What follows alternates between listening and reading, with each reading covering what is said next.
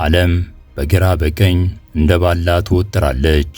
የውስጥ ቀውስ በበረታባት ኢትዮጵያ መገኛ ምስራቅ አፍሪካና የአፍሪካ ቀንድ ቀጠናውን የጦርነት አውድማ የማድረግ አቅም ያላቸው ጦርነቶች በሰሜን ኢትዮጵያና በሱዳን በኩል ነጋሪታቸው እየተጎሰመ ይገኛል። እነሆ በመጨረሻም ኢትዮ ፎከስ ዴሊ ቻናል በይፋ ስራውን ጀመረ። ሰብስክራይብ በማድረግ አሁኑኑ የቻናላችን ቤተሰብ ይሁኑ፣ ያተርፉበታል።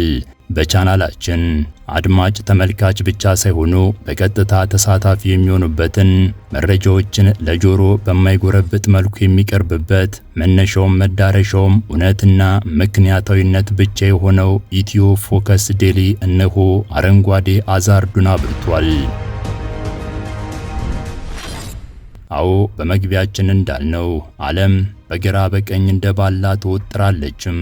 የውስጥ ቀውስ በበረታባት ኢትዮጵያ መገኛ በምስራቅ አፍሪካና አፍሪካ ቀንድም ቀጠናውን የጦርነት አውድማ የማድረግ አቅም ያላቸው ጦርነቶች በሰሜን ኢትዮጵያና በሱዳን በኩልም ነጋሪታቸው እየተጎሰመ ይገኛል። በፔትሮ ዶላር የበለጸጉት ኤሚሬቶችና ሳውዲ አረቢያ መገኛ መካከለኛው ምስራቅ ላይም እስራኤል፣ አሜሪካና ኢራን አውራ ሆነው የሚዘውሩት ጦርነትም የዓለም መተንፈሻ ሳምባና ጉሮሮ ናቸው የሚባሉ ሰርጦችን እያነቀም ከ8 ቢሊዮን በላይ የሚሆነውን የዓለም ሕዝብን ነፍስ ውጪ ነፍስ ግቢ ማስባሉን ቀጥሏል። ለጊዜውም ቢሆን አሜሪካና ኢራን በኢስላማባድ የስምምነት ፊርማ ቢያኖሩም 9 ሞት ያዘለው የጦርነት ደመና ግን ጨርሶ አልተገፈፈም። በሌላ በኩል በጥቁር ባህር በሩሲያና ዩክሬን አንድ ብሎ ተጀምሮም የኔቶን ቁልፍ ሀገራት በእጅ አዙር የጋበዘው በመቶ ሺዎች የረገፉበት ሚሊዮኖችን አደጋ ላይ የጣለና ዳፋውም ዓለም የምጽአት ቀን እያለ የሚፈራው ኒኩሌር ዘንግ ሊያማዝዝ የሚችል ጦርነት በወራት ውስጥ ይቆማል ተብሎ ተጀምሮም እነሆ ዓመታትን ተሻግሮም ምስራቅና ምዕራብ አውሮፓን ሳይቀር የአደጋ ጊዜ ሳይረን ያስጮኸ ዘመናዊ የጦር መሳሪያዎች በገፍ የሚጎርፉበት ጦርነትም በጥቁር ባህር ቀጥሏል። ወዲያ በሩቅ ምስራቅም ሚሳኤልን እንደ አዲስ ዓመት ርችት የሚለቁት ፈላጭ ቆራጩ ኪም ጆንግ ኡንም ከዛሬ ነገ ምን አይነት ዱብዳ ያወርዱ ይሆን በሚል የዶሮ እንቅልፍ በኮሪያ ልሳነ ምድር በርትቷል።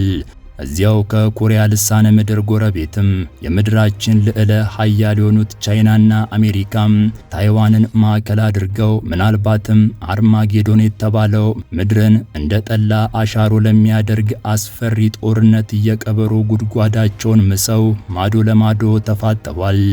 አሁን ዓለም ከአንደኛውና ሁለተኛ ዓለም ጦርነት በላይ እልቂቶችን ሊያስከትሉ የሚችሉ ጦርነቶች ሲደገሱላትም ኢትዮጵያና መሰሎቿን በየፊናቸው ውረድ እንውረዱን እየተቀኙት ይገኛሉ። የዓለም ኢኮኖሚ መቃኑ እንደተመታ ቤት ሲወዛወዝ ይታያል። ሰብአዊ መብትና ሰብአዊነት ከመቼውም ጊዜ በላይ በገሃድ እየተጣሰ ነው። የሰው ልጅ ምነካ ያስባሉ ድርጊቶች በርትተዋል።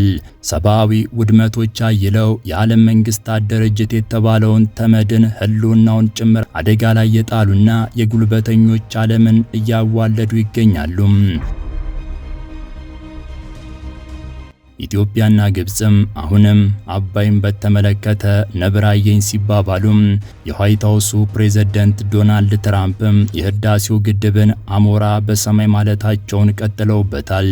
በመጀመሪያው የስልጣን ዘመናቸው መባቻ ላይ ግብጽ ኢትዮጵያ የገነባች ያለው ግድብ የህልውናዋ ስጋት መሆኑን ካወቀች በሚሳኤል ልትመተው የምትችልበት ስጋት ይኖራል በማለትም ኢትዮጵያንን በቁጣ ያስነሱት ፕሬዝዳንት ዶናልድ ትራምፕ አሁን ደግሞ የህዳሴው ግድብ የግብጽን ጥቅም የሚጋፋን የሚለውን መከራከሪያ ደጋግመው እየተቀኙት ይገኛሉ።